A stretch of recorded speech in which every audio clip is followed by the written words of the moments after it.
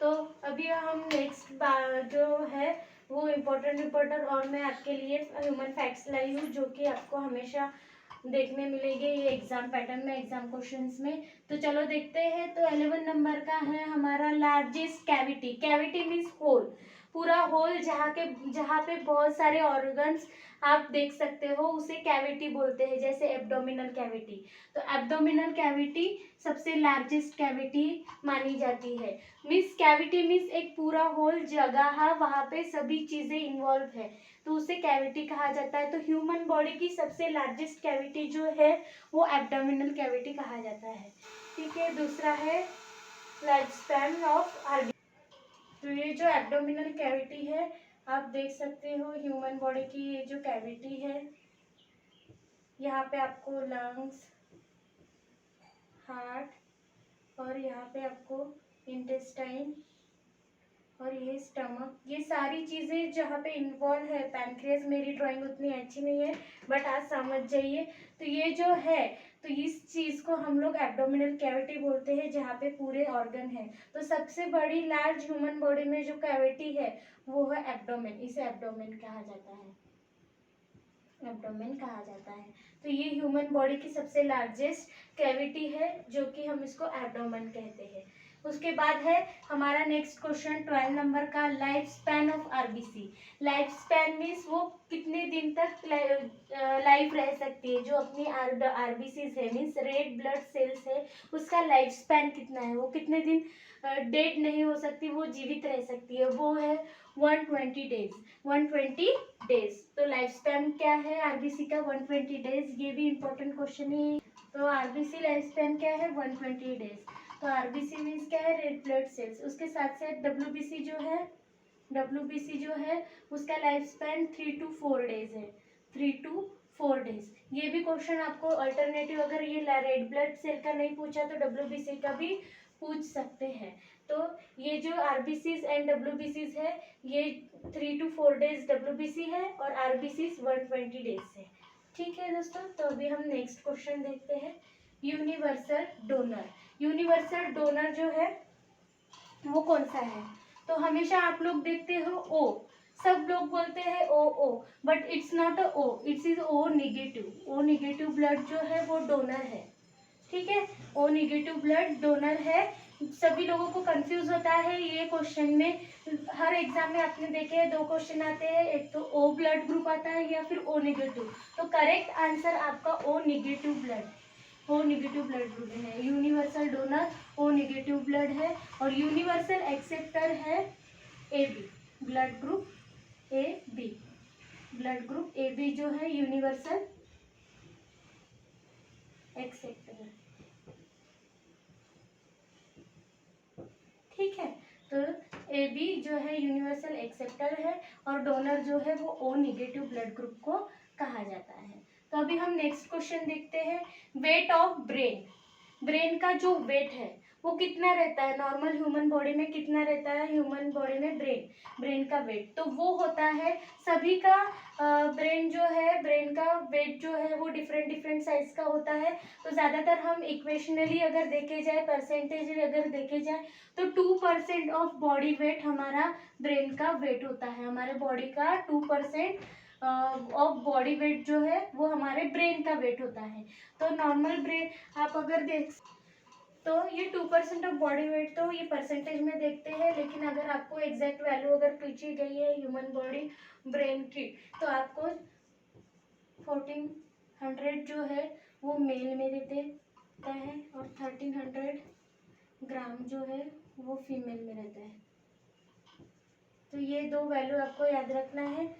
1400 ग्राम जो है वो मेल में देखा जाता है ब्रेन, और 1300 ग्राम जो है वो देखा जाता है फीमेल में।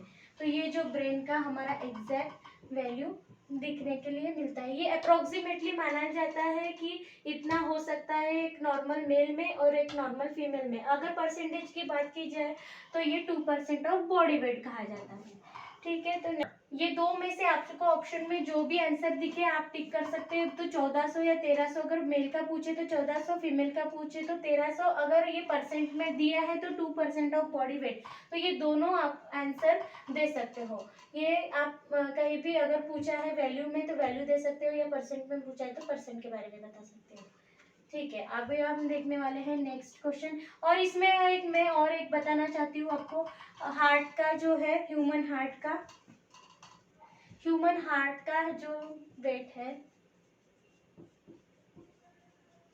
ह्यूमन हार्ट का वेट जो है वो जो मेल में हमको देखने मिलता है 310 ग्राम। 310 ग्राम मेल में पाया जाता है, और फीमेल में हमको 225 ग्राम पाया जाता है। ये है ह्यूमन हार्ट का, जो हमारा हार्ट है उसका हमको जो है वो वेट जो है वो कितना देखने मिलता है। ह्यूमन हार्ट का वेट जो है वो हमको मेल में दिखता है 310 ग्राम, और फीमेल में दिखता है 225 ग्राम। ये भी क्वेश्चन इंपॉर्टेंट है, ये भी आपको आ सकता है पेपर में, ये भी बहुत ज़्यादा बार पूछा है। ये भी आप नोट कीजिए, और ये भी आप ध्यान में रखिए कि कितना रहता है मेल में और फीमेल में। चलो देखते हैं नेक्स्ट क्वेश्चन। नेक्स्ट क्वेश्चन भी हमारा हार्ट के बारे में दिया है। Duration of cardiac cycle, expiration and inspiration के बाद जो ड्यूरेशन ऑफ कार्डियक साइकिल जो है वो हम लोग देखेंगे, वो होती है नॉर्मली 0.8 सेकेंड। 0.8 साइकिल जो है वो 0.8 सेकेंड की होती है। कार्डियक साइकिल 0.8 से पूरी कार्डियक साइकिल कैसी है, जब कॉन्ट्रैक्शन एंड रिलैक्सेशन होता है 72 बीट पर मिनट। हमारा जो हार्ट है वो 72 बीट पर मिनट से धड़कता है। तो जब ये कार्डियक साइकिल कंप्लीट होती है वो 0.8 सेकेंड की होती है। ड्यूरिंग रिलैक्सेशन एंड कॉन्ट्रैक्शन ये जो सारी प्रोसेस होती है, ब्लड फिलअप होता है, बॉडी ऑक्सीजन लेके बॉडी में पूरा बाहर चला जाता है सर्कुलेशन के लिए। तो ये जो पूरी प्रोसेस है वो जो है 0.8 सेकेंड के लिए होती है। 0.8 सेकेंड है उसका टाइम ड्यूरेशन। और हार्ट बीट जो है, वन बीट जो है वो 72 बीट पर मिनट। एक मिनट में कितनी बीट होती है, 72 बीट्स होती है। जो हार्ट्स की जो बीट्स है वो 72 बीट्स होती है पर मिनट में। तो चलो देखते हैं अभी हम नेक्स्ट क्वेश्चन। तो नेक्स्ट क्वेश्चन देखने वाले हैं हम temperature regulating centre. Temperature regulating centre जो है वो हमारा ब्रेन में होता है। ये हमारा ब्रेन है दोस्तों, मेरी ड्राइंग अच्छी नहीं है तो ये अज्यूम करो हमारा ब्रेन है। तो टेम्परेचर रेगुलेटिंग सेंटर जो है वो ब्रेन में एक हाइपोथैलेमस रहता है। तो हाइपोथैलेमस ये भी एक ग्लैंड है, ये है ग्लैंड हाइपोथैलेमस। जो ये हाइपोथैलेमस ग्लैंड है वो क्या मेंटेन करती है, टेम्परेचर रेगुलेशन करती है। टेम्परेचर रेगुलेशन करती है। अगर बॉडी का टेम्परेचर बढ़ गया है वो उसका मेंटेन करने का काम हाइपोथैलेमस करती है। तो उसको क्या कहा जाता है, टेम्परेचर रेगुलेटिंग सेंटर भी कहा जाता है हाइपोथैलेमस को। तो ये क्वेश्चन भी बहुत इंपॉर्टेंट है, आप बहुत सारे एग्जाम में देख सकते हो। अगर बहुत सारे क्वेश्चन आएंगे ग्लैंड्स के बारे में, कंफ्यूज नहीं होना। हाइपोथैलेमस, थैलेमस एंड हाइपोथैलेमस दो टाइप की ग्लैंड है, लेकिन आपको क्या करना है, हाइपोथैलेमस याद में रखना है।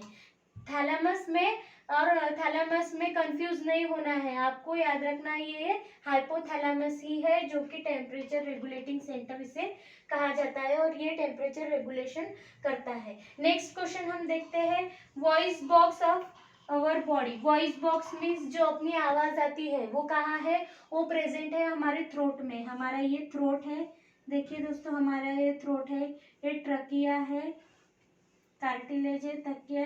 तो इस साइड में हमारे ऊपर के साइड में अपर रेस्पिरेटरी ट्रैक में जो है हमको ये क्या मिलता है, लैरिंग्स जो है वो अपर रेस्पिरेटरी ट्रैक में आपको मिलती है। ट्रॉन्सिल्स, लैरिंग्स, फेरिंग्स ये सारी जो ऑर्गन्स है वो हमको कहाँ मिलते हैं, अपर रेस्पिरेटरी ट्रैक। तो अपर रेस्पिरेटरी ट्रैक्स में आपको क्या मिलता है, लैरिंग्स मिलता है, जिसे हम voice box our body. Voice box means जहाँ से आपकी ये आवाज आ रही है, जहाँ से मैं बात कर रही हूँ वो क्या है, वॉइस बॉक्स। वो किससे क्या कहा जाता है, लैरिंग्स, ये नाम दिया गया है, लैरिंग्स। तो ये भी क्वेश्चन बहुत बार पूछा है, ये भी बहुत इंपॉर्टेंट क्वेश्चन है। तो लैरिंग्स हमेशा याद रखना, ये कहाँ पे होता है, upper respiratory tract. Upper respiratory tract. तो ये लैरिंग्स अपर रेस्पिरेटरी ट्रैक में प्रेजेंट होता है और उसे हम लोग voice box of our body भी कहा जाता है। नेक्स्ट क्वेश्चन हम देखने वाले हैं number of lobe in right lungs. तो चलो देखते हैं लोब्स कितने हैं लंग्स के बारे में। तो ये देखिए ये है हमारे लंग्स। मेरी ड्राइंग अच्छी नहीं है बट मैंने निकाले हैं। हमारे ह्यूमन बॉडी में 2 लंग्स होते हैं, 2 पेयर्स ऑफ लंग होते हैं। राइट लंग्स होता है, ये लेफ्ट लंग होता है। ये राइट लंग है, ये लेफ्ट लंग है। तो ये जो राइट लंग और लेफ्ट लंग को जो बीच में से डिवाइड करता है उसको स्टर्नम कहा जाता है, जो डिवाइड करता है। और यहाँ से हमारा रेस्पिरेटरी सिस्टम चालू होता है। ट्रकिया से हमारा अपर रेस्पिरेटरी ट्रैक से लेके इधर हम लोग लोअर रेस्पिरेटरी ट्रैक कहा जाता है। तो ये ट्रकिया माउथ से शुरू होता है, तो ये पूरा एंड होता है हमारा एल्वियोल्स तक एंड होता है। तो अभी हम सिर्फ लंग्स के बारे में देखने वाले हैं, लंग्स के बारे में सोचने वाले हैं। तो ये क्या करता है, हमारे 2 डिवाइड करता है। लंग्स में 2 लंग्स है हमको, एक राइट लंग्स और एक लेफ्ट लंग्स। तो अब मैं इसके क्वेश्चन आया है कि लोब्स इन राइट लंग, कितने लोब्स है राइट लंग में। तो राइट लंग में 3 लोब्स होते हैं, 3 लोब्स होते हैं। राइट लंग्स में 3 लोब्स होते हैं और लेफ्ट लंग्स में 2 लोब्स होते हैं। 2 लोब्स इसलिए होते हैं कि बीच में कार्डियक नॉच आता है, यहाँ पे हार्ट प्रेजेंट होता है। हार्ट प्रेजेंट होने के कारण एक लोब है जो इसका, एक लोब यहाँ पे नहीं रहता है, लेकिन राइट लंग जो है वहाँ पे 3 लोब्स होते हैं, लेकिन लेफ्ट लंग में 3 लोब्स नहीं होते हैं, लेफ्ट लंग में 2 लोब्स ही होते हैं। तो ये ध्यान में रखिए कि राइट में कितने हैं और लेफ्ट में कितने हैं, कभी कंफ्यूज नहीं होना। राइट साइड में हमारा हार्ट नहीं होता है, लेफ्ट साइड में टूवर्ड्स लेफ्ट साइड होता है, इसलिए याद रखना। हार्ट होने के कारण, टूवर्ड्स हार्ट होने के कारण लेफ्ट लंग जो है वो 2 लोब्स में रहेगा और राइट लंग जो है वो 3 लोब्स में रहेगा। और राइट लंग के नीचे ही स्लाइटली हमको क्या मिलता है, लीवर मिलता है। और राइट लंग में लीवर होने के कारण, राइट लंग के नीचे लीवर होने के कारण हमको हमारी जो किडनी है वो हमको slightly lower than left kidney मिलती है। यहाँ पे हमेशा एक याद रखना, ये वाला, ये सारा डिस्क्रिप्शन जो मैं आपको बताने जा रही हूँ ये याद रखने लायक है। जो लंग्स है वो 2 पेयर में होते हैं। राइट साइड में हार्ट नहीं होता है, लेफ्ट साइड में हार्ट होता है। लेफ्ट साइड में हार्ट होने के कारण लोब्स कम हो जाते हैं। इधर साइड में, राइट साइड में लीवर होने के कारण हमारी जो किडनी है वो नीचे हो जाती है। तो यहाँ पे राइट किडनी जो है slightly lower than left kidney. ये भी आपको डिस्क्रिप्शन याद रखना है, ये भी बहुत बार इंपॉर्टेंट क्वेश्चन पूछा जाता है। ये क्वेश्चन मैंने यहाँ पे लिया नहीं है बट ये क्वेश्चन भी आपको बहुत बार पूछा जाता है। तो दोस्तों आप ये डिस्क्रिप्शन अच्छे से याद रखिए, ये लिख के रखिए, नोट्स बनाइए इसके, आपको अच्छे से समझ में आ जाएगा। और ये पूरा आप ध्यान में रखने के लिए भी बहुत ईजी है कि राइट तरफ हार्ट नहीं है इसलिए 3 लोब्स है, लेफ्ट तरफ हार्ट है इसलिए 2 लोब्स दिए हैं। और किडनी जो है राइट में साइड में लीवर दिया है इसलिए वो स्लाइटली थोड़ा किडनी नीचे आई है राइट वाली, और लेफ्ट की किडनी के ऊपर एक लेफ्ट किडनी बराबर अपनी जगह पे है, वहाँ पे कोई ऑर्गन नहीं है उसके ऊपर, तो इसलिए कारण लेफ्ट किडनी जो है वो प्रॉपर तरीके से प्लेसमेंट में है। तो ये आप ध्यान में रख सकते हो। अब हम देखने वाले हैं 19 नंबर का क्वेश्चन। तो ये है मिडल लेयर ऑफ हार्ट। जो हमारी मिडल लेयर है हार्ट की उसे कहा जाता है मायोकार्डियम। तो देखिए तो बच्चों ये जो क्वेश्चन है हमेशा आया है, ये इम्पोर्टेंट भी है। चलो अभी देखते हैं हार्ट के बारे में। तो ये हम निकाल रहे हैं हार्ट मिडल लेयर। तो हार्ट की क्या है, 3 लेयर है।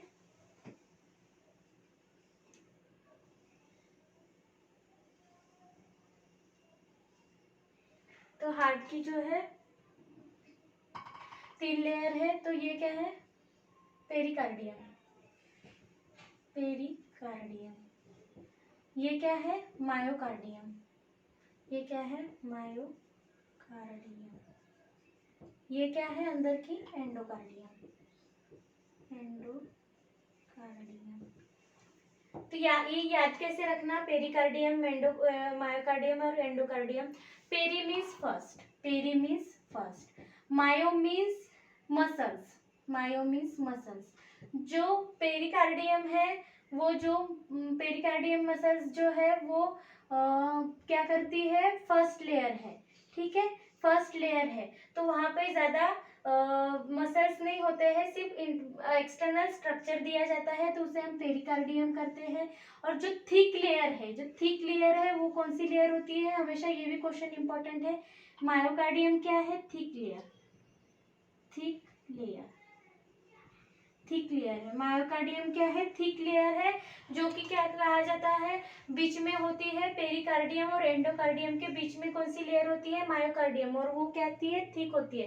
क्योंकि जब ड्यूरिंग एक्सपांशन और रिलैक्सेशन होता है, ब्लड जब आता है वेंट्रिकल्स में, जब वेंट्रिकल्स में ब्लड आता है, ये है atrium, right atrium, left atrium, right ventricle, left ventricle. जब वेंट्रिकल में ब्लड जमा होता है, पूरा फुल हो जाता है वेंट्रिकल, तो क्या करता है, कॉन्ट्रैक्शन करता है। जब कॉन्ट्रैक्शन की प्रोसेस होती है तब कौन सी लेयर्स हेल्प करती है, मायोकार्डियम जो लेयर है वो बहुत ज़्यादा हेल्प करती है, किसके लिए, कॉन्ट्रैक्शन के लिए और रिलैक्सेशन के लिए। तो मेन ये लेयर जो होती है वो थिक लेयर होती है, और मायोकार्डियम बीच में की लेयर होती है। एंडोकार्डियम इज एंड, अंदर की जो लेयर है वो एंडोकार्डियम कहा जाता है, और बाहर की लेयर जो है उसे पेरिकार्डियम कहा जाता है। तो ये है हार्ट के चेम्बर्स, और ये उसकी लेयर्स दी है। ये हार्ट के चेम्बर्स, 4 चेम्बर्स आते हैं हार्ट में, first, second, third and fourth. तो फोर्थ चेम्बर में हमने डिवाइड किए हैं right atrium, left atrium, right ventricle और लेफ्ट वेंट्रिकल।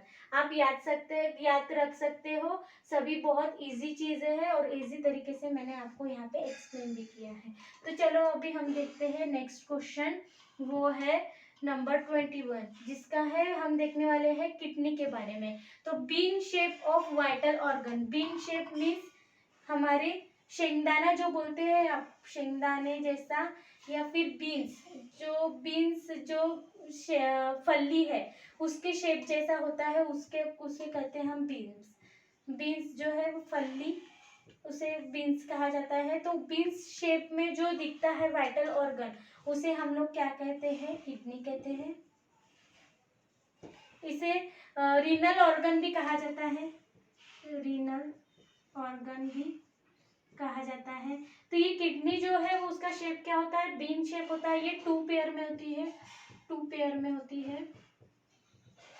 ये क्या होती है, कहाँ होती है, ये थोड़ा, ये जो है वो नीचे के साइड में थोड़ा 4th to 5th vertebral column के पास होती है, ठीक है, एग्जैक्टली। और उसके साथ साथ ये जो है राइट किडनी, जो है राइट किडनी, ये left kidney, right kidney slightly थोड़ी नीचे होती है लेफ्ट किडनी से, ये लेफ्ट किडनी थोड़ी ऊपर होती है, राइट किडनी थोड़ी स्लाइटली नीचे होती है। मैंने इसके पहले जो क्वेश्चन लिया था उसमें बताया है, क्योंकि यहाँ पे लिवर प्रेजेंट होता है, लिवर के कारण राइट किडनी जो है वो स्लाइटली थोड़ी नीचे होती है लेफ्ट किडनी से।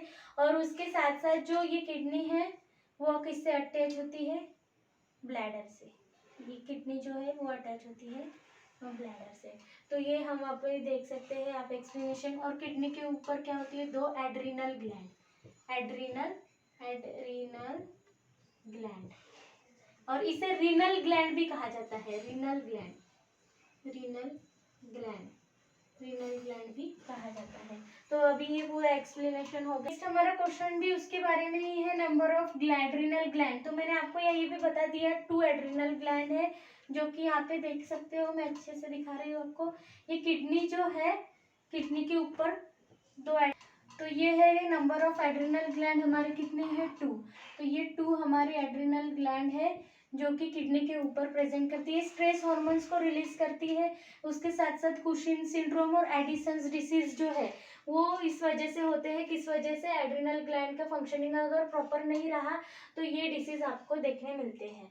तो ये एड्रिनल ग्लैंड हमको कहाँ देखने मिलती है, हमेशा याद रखना, ये किडनी के ऊपर रहती है, ठीक है। और अभी हम देख सकते हैं इसके बारे में आगे और क्वेश्चन देखने मिलेंगे आपको एड्रिनल ग्लैंड के बारे में, ये क्या मेंटेन करता है क्या नहीं मेंटेन करता है, ये सारी चीज़ें मैं आपको आगे बताने वाली हूँ, ठीक है। अभी नेक्स्ट हम क्वेश्चन देखते हैं 23 नंबर। तो both endocrine and exocrine gland, both endocrine and exocrine gland के बारे में थोड़ा डिस्क्रिप्शन मैंने पहले ही आपको दे चुकी हूँ। तो अभी देखते हैं एंडोक्राइन मीन्स आपको मैंने बता दिया था, एंडोक्राइन्स मीन्स होता है अंदर के जो भी ग्लैंड सिक्रेशन होते हैं सारे, वो उसको कहा जाता है एंडोक्राइन, और बाहर के जो है उसे कहा जाता है एक्सोक्राइन। एक्सोक्राइन जो है वो कहाँ के ग्लैंड है, कहाँ किया जाता है, बाहर के साइड में, और एंडोक्राइन जो सिक्रीशन है वो बाहर के साइड में, एक्सोक्राइन जो सिक्रीशन है वो अंदर के साइड में। तो जो हम लोग ऐसी एक ग्लैंड है जो एंडोक्राइन का भी काम करती है और एक्सोक्राइन का भी काम करती है, वो ग्लैंड का नाम है पैनक्रिया। तो ये पैनक्रियास जो ग्लैंड है वो हमको एब्डोमिनल कैविटी में मिलती है, मैंने बताया था आपको, यहाँ पे एब्डोमेन निकाल के दिया था, यहाँ पे एब्डोमेन निकाल के दिया था। ये है हमारा स्टमक और ये है हमारी इंटेस्टाइन। तो यहाँ पे हमको पैनक्रियाज भी देखने मिलता है स्मॉल इंटेस्टाइन के पास। तो ये जो पैनक्रियाज है वो क्या कहलाता है, endocrine gland as well as exocrine gland, ये दोनों चीज़ों का काम करती है, एंडोक्राइन ग्लैंड और एक्सोक्राइन ग्लैंड। और पैनक्रियाज ज़्यादातर आपने देखा होगा वो इंसुलिन प्रोड्यूस करने का काम करती है, ठीक है। बीटा इंसुलिन सिक्रेट करने का काम करती है। बीटा सेल इसमें, अल्फा और बीटा सेल इसमें प्रेजेंट होते हैं जो कि रेगुलेशन मेंटेन करते हैं, इंसुलिन को प्रॉपर फंक्शनिंग में लाते हैं। तो ये अगर पैनक्रियाज में अगर प्रॉपर फंक्शनिंग नहीं है तो ये क्या होता है, आरबीसी प्रोडक्शन प्रॉपर तरीके से नहीं कर पाता है, आरबीसी डिस्ट्रक्शन प्रॉपर तरीके से नहीं कर पाता है पैनक्रियाज। तो चलो देखते हैं हम लोग नेक्स्ट क्या होता है। सॉरी दोस्तों, ये पैनक्रियास नहीं स्प्लीन करता है, आरबीसी डिस्ट्रक्शन जो है वो स्प्लीन करता है। और ये पैनक्रियास क्या करता है, मेंटेन करता है रेगुलेशन, इंसुलिन मेंटेन करने का काम करता है पैनक्रियास। इससे आपको हाइपरग्लाइसेमिया और हाइपोग्लाइसेमिया सारी चीज़ें जो है वो पैनक्रियास कवर करती है। पैनक्रियास की वजह से हमको नॉर्मल वैल्यूज और ये सारी चीज़ें पता होती है। चलो अब हम देखते हैं ऑर्गन विच सिक्रेटेड बाइल।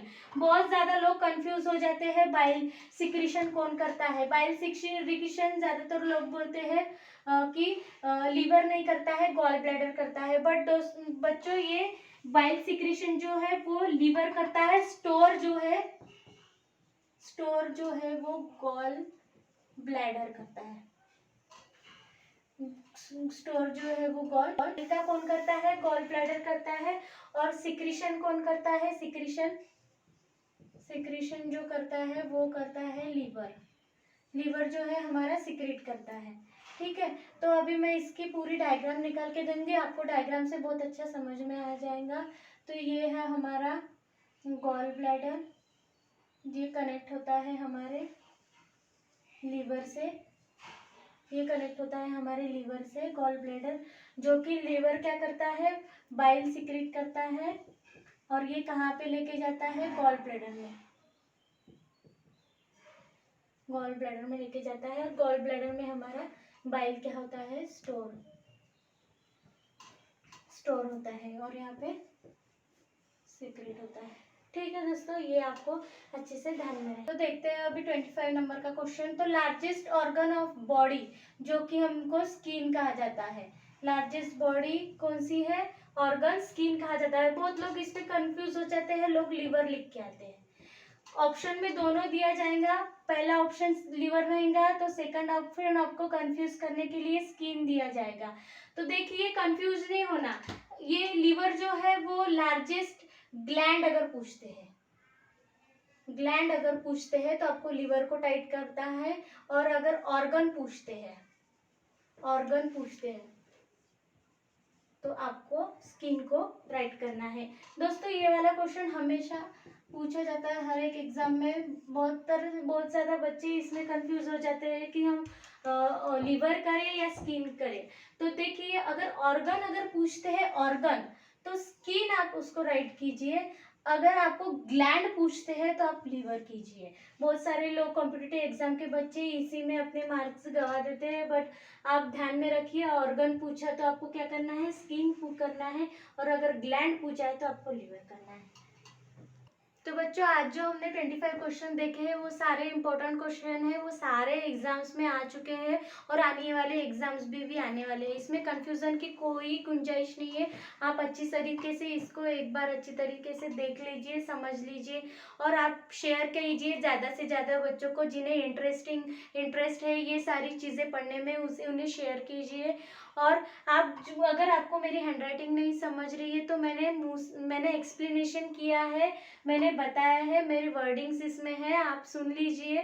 अगर आपको मेरी स्पेलिंग नहीं दिखाई दे रही है या फिर हैंडराइटिंग अच्छे से दिखाई नहीं दे रही है तो आप अच्छी तरीके से सुन के भी उसके नोट्स निकाल सकते हो। ज़्यादा से ज़्यादा बच्चों को शेयर कीजिए, जो भी पढ़ने में इंटरेस्ट रखते हैं वो ये सारी चीज़ें पढ़ सकते हैं, और ये सारे इंपॉर्टेंट क्वेश्चन हैं जो कि आपको आगे काम आने वाले हैं।